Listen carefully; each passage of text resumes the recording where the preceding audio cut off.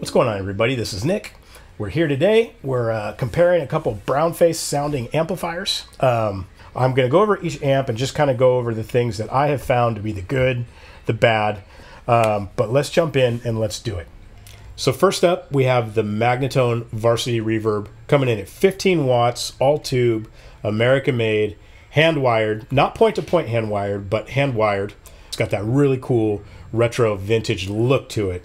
So I love the aesthetic. Another thing I really like about this is it's got built-in reverb, which is pretty hard to find on the true brown face Fender amps.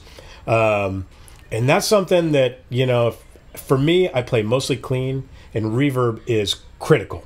So the fact that this had it built in, I was really excited about that, and that was kind of something that was pushing me towards this. It's also got, another nice thing, it's got a negative feedback on and off switch, and it's foot switchable. So really you're getting almost like a boost pedal in addition to getting almost like two entirely different tones. The other thing I really like about this is it's got a treble and a bass control. The irony being that I generally just leave it at 5 for everything, because the tone, when you just have everything at noon, is really balanced, and like it says, I mean, it's really like high fidelity sound. And the last thing is just the tone. It's like all its own. It doesn't sound like any other amps. If I had to compare it to anything, I would say it's almost like an orange amplifier and a Fender Blackface kind of got fused together. So it's got just this really like interesting, cool, dark sound that, you know, I mean, to me, I think it really does encapsulate that brown face sound, because it is really like earthy. You can really hear the wood. I mean, it sounds great with like a telly and a semi-hollow body. It sounds great with the Strat too, but you know, it's just a very cool, unique sounding amplifier. So that was all the good things. Let's talk about a few of the bad things, maybe not so favorable, that I found after owning this for 6 months. So the first thing, this thing is really big and bulky and heavy. When I pulled this out of the box, I was kind of like, whoa, that thing is like as big, if not bigger, than my Fender Deluxe Reverb. No big deal if you're gigging, if you're using it on gigs, but for me, like playing in the house, it almost makes it like I don't really use it that much, because I just can't keep it in the living room where I play most of my guitar. And that kind of segues into the next couple points, which are it's pretty noisy, especially if you have the negative feedback turned off. Like if you're trying to play it quiet, the hiss is really noticeable, almost like kind of annoying. At home levels, it's really like unusable unless you have an attenuator or unless you can just blast out full volume with this thing.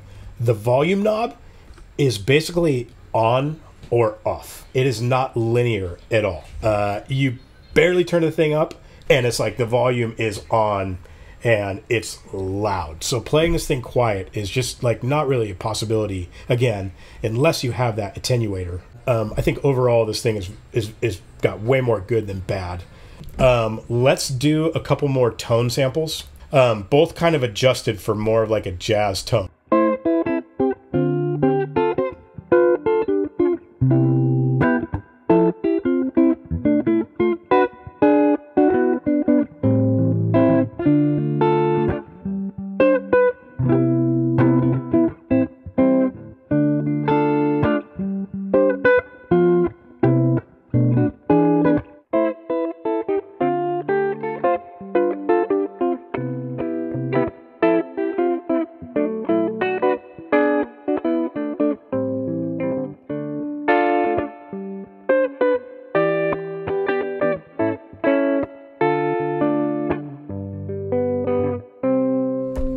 Okay, so moving on. Now we're talking about the Fender 62 reissue brown face Chris Stapleton edition. It's got the 12-inch speaker. I'll put the tube schematics up on the screen right now so you can see it. But let's get into the good and bad. The good.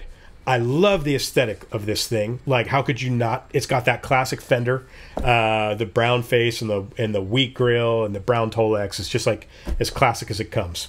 Another thing I really like about this is it has a really small footprint. So for me, again, like what I was saying with the Magnatone, is like I do a lot of my playing inside. I try to do most of it on this couch right here in the living room, and I've got a very small area where I can actually fit an amp. So some amps fit, some don't. This one totally did. It's got a really nice small footprint. It's really light, and I love that about it. The tremolo is to die for. The tube bias tremolo. I just leave it on all the time. I have the speed all the way down. I just put the intensity up to about 3, and I just leave it on and play that way. And it's like one of those things where you dig in, it goes away, and when you play soft, it just gets this like nice blooming musical sound. So I leave it on all the time. It's the best tremolo I've ever heard, and that is like one of the really cool things about this amp.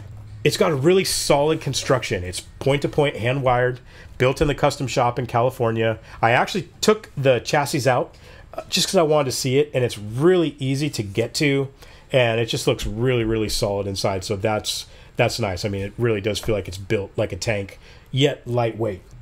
Another thing, this thing is fantastic at low volume. The volume knob is like so linear.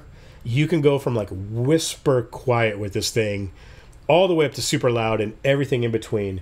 And then last but certainly not least is just the tone that this thing has. I mean, it's got that really like just everything you think of with a brown face, classic brown face. It's like really woody, earthy, just a lovely, lovely tone. So let's talk about some of the bad things. Not too many, but a couple. The first one, probably the biggest one, is that it doesn't have reverb, which I understand. This is a reissue. It didn't have reverb back in the day, so I understand why it doesn't. But that was one thing. I mean, that was a big thing for me to get over when I was buying this. The fact that you buy this thing, and then if you're like me, I need a reverb, so I needed to buy a reverb pedal with it. And it's like if you're going to spend $2,500 on an amp, you don't want to skimp on the reverb. So that was another like $350 for like the UA golden reverberator pedal, which is really nice. But that was something for me to kind of be like, I don't know, you know? So anyways, no biggie. And then the last thing, and this is just a little bit vain, but I really don't like the fact that it's like branded as the Chris Stapleton edition. Kind of just wish they would have just made it like a 62 Princeton Reissue without this little nameplate on the back that says Chris Stapleton. Again, no big deal. You can't really see it, but it's just one of those little tiny things that's like, I'm not that into like the signature models. So that's that. Now would be a good time to get into some more tones. Let's do like a high gain setting, and then we'll come back and we'll just do kind of like a final thought comparing these two.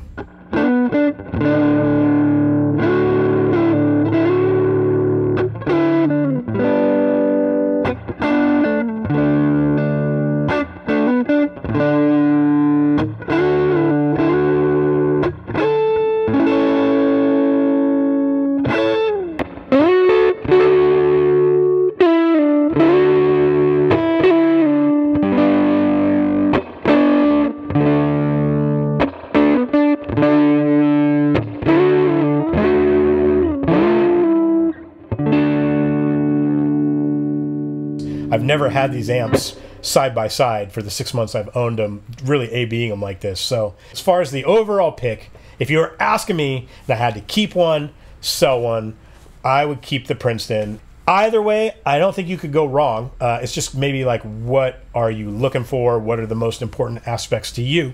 And then make your decision accordingly. So anyways, if you're looking for one of these, I hope this has been helpful for you. Thank you guys so much for watching, and have a great day.